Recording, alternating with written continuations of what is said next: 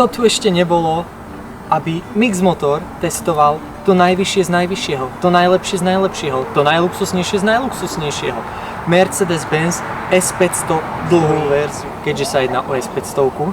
Jedná sa o motor V8 biturbo so zvukom, ktorý vo vás vyvoláva mierny orgazmus.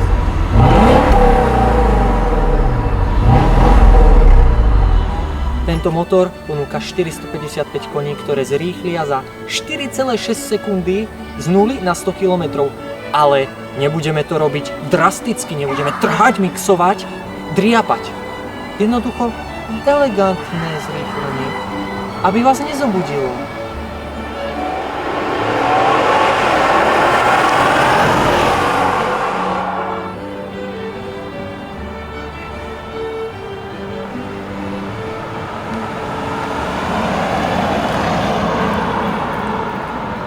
Okrem toho disponuje pneumatickým podveskom, adaptívnym tempomatom, adaptívnym riadením. Volant sa natáča tak, aby sa držal práve medzi čiarami. Jediné, čo je od vás potrebné, sem tam ťuknúť na ten volant, aby vedel, že ste nezaspali alebo že ste z auta jednoducho nevypadli. Nočné videnie. Žiaľ, teraz to nevyskúšame. Ďalej, kontrola vzdialenosti vozidla pred vami. Keď nebudete brzdiť, ten pred vami áno, zabrzdí auto za vás. Na čo sa dnes trápiť v dnešnej dobe? Mercedes-Benz triedy S, tzv. S-Class, vždy kládol bezpečnosť a nové prvky do popredia, ďaleko do budúcnosti. To, čo vidíme na tomto vozidle dnes, uvidíme o 10 rokov na vozidlách štandardne. Videli sme napríklad na začiatku v S-ku ESP, dnes to má každé auto. Videli sme airbag v S-ku, dnes to má každé auto. Ešte aj pásy dokážu zo seba vystreliť airbagové vaky. To budeme takisto vidieť o pár rokov v obyčajných autách. Predný pás v prípade nehody vás zadrží, pritiahne, ale ako náhle už padáte do airbagu, tak ten pás sa povoluje jemne, aby sa vám nepoškodili vnútorné orgány.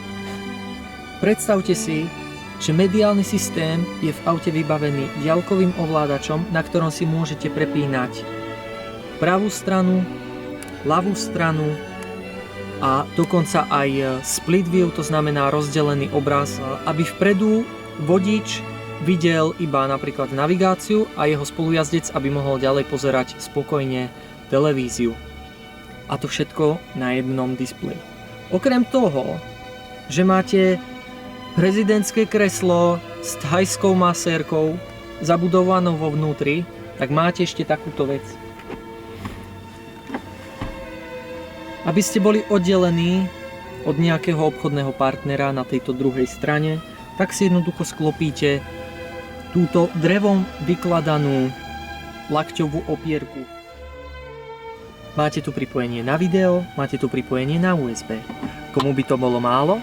Vzadu je chladnička. Voilà!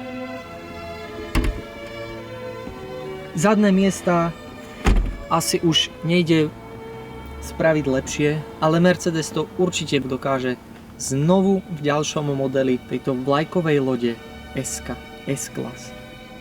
Máte doma také sedačky, že si pomocou elektrického motorčeka môžete jednoducho zodvihnúť nohy? Tuto je.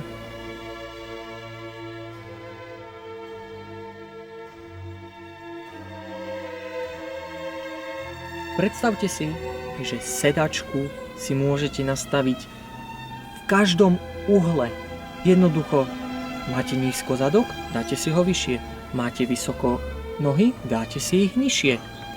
Chrbát máte príliš vzadu, tak si ho preklopíte dopredu. Zdá sa vám, že na chrbáte vám nesedí práve to predpätie, nesedí vám na tvár vašej chrbtice? Nastavíte si ho, napríklad aj týmto, napríklad ovládačmi na dverách. Nesedí vám hlavová opierka? Nastavíte si ju. Tu si nastavíte úplne všetko. Čo ďalej dodať? Že je všetko ovládané prakticky v elektrike? Že vzadu máte kompletné ovládanie vzduchového systému? Že si môžete nastaviť zvuk, aby vám išiel vzadu iný, ako ide vpredu vodičovi?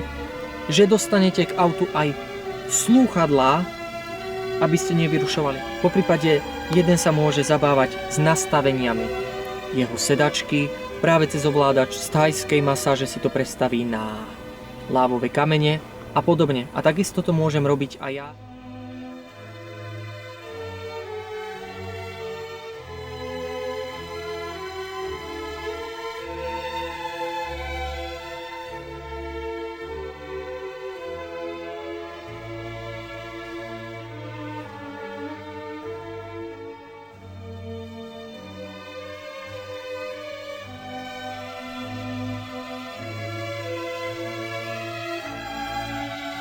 Okrem krásnych dvoch obrovských displejov až monitorov vám auto zobrazuje ešte aj tzv. Head-up display, ktorý sa zobrazuje iba vodičovi a zobrazuje sa v časti očí, akurát keď sa pozeráte na vozovku. Dokonca si to môžete pohybovať smerom hore alebo dole, tieto informácie podľa toho, či ste vyšší alebo nižší človek. Spúšťame Distronic, to znamená na 50 km tempomat a pozrite, sledujte, aha, volant sám pekne točí, ja sa ho ani nedržím, pozrite, aha, teraz vyrovná, za chvíľu sa ho budem musieť chytiť a samé auto brzdí, samé dobrzdilo, autá pred nami sú, dobre, zastavilo, musíte sem tam ho takto chytiť, lebo on tam má nejaké senzory, pomocou ktorých skúma, či sa toho volantu držíte. A keby ste sa ho nedržali, tak v tom prípade vám vyhodí, že nie ste prítomní. No, takže v podstate stačí volant iba hladkať jemne a nemusíte nič robiť, nič. Sledujte, stále rovno.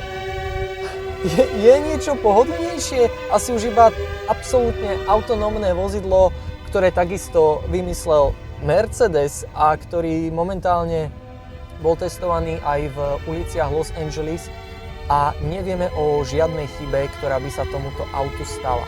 Aj keď je táto technológia kvázi v plienkach, v skutočnosti v S-ku je polovica z tej technológie už nasadenej. Bodaj by toto chcelo byť v každom aute.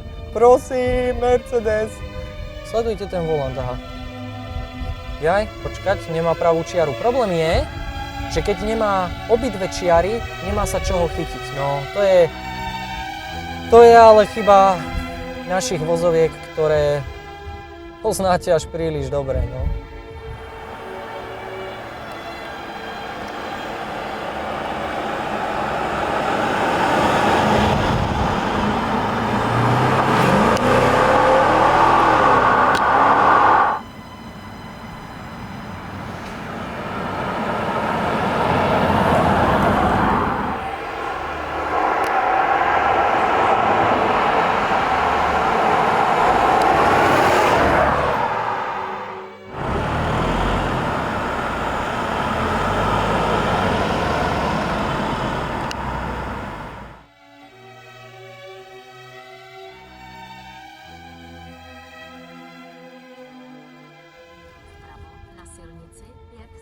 Máš čo? Nejaké C-čko? Čo s tým chceš?